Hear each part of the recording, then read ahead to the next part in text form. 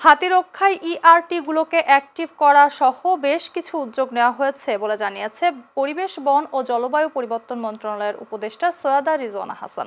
আজ বিশ্ব হাতি দিবস 2025 উদযাপন উপলক্ষে বন ভবনে আয়োজিত এক আলোচনা অনুষ্ঠানে তিনি এসব কথা বলেন।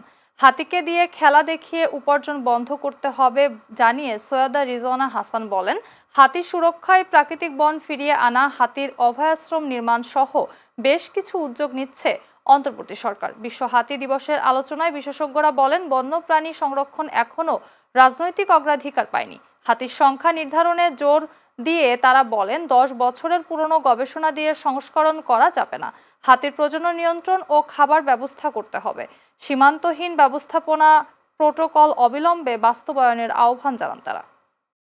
যেমন শেরপুরে যখন একটা হাতির বাচ্চাকে এরকম বিদ্যুৎ দিয়ে মেরে ফেলা হলো, তখন সকল হাতি ওর পালে সবাই রাস্তায় এসে ওই রাতে সারা রাত চিৎকার করলো, কিন্তু ওর তো আর বিচার চাওয়ার কোনো জায়গা নেই। ও কার কাছে বিচার চাইবে? এবং এই সবকিছুই ঘটতে হলো আমার দায়িত্ব গ্রহণের মাসখানেকের মধ্যে। ফলে আমার তো খুবই কারণ আছে যে এটা নিয়ে তৎপর হওয়ার। আসলে যেদিকে হাত দেই সেদিকেই তো সমস্যা। কোনো একটা সিস্টেম ডেভেলপড থাকলে আপনি টিক মার্ক দিয়ে বাটন প্রেস করে কাজ আগাতে পারেন। সিস্টেমই যখন ডেভেলপড না থাকে তখন আপনি আগাবেন কেমন করে?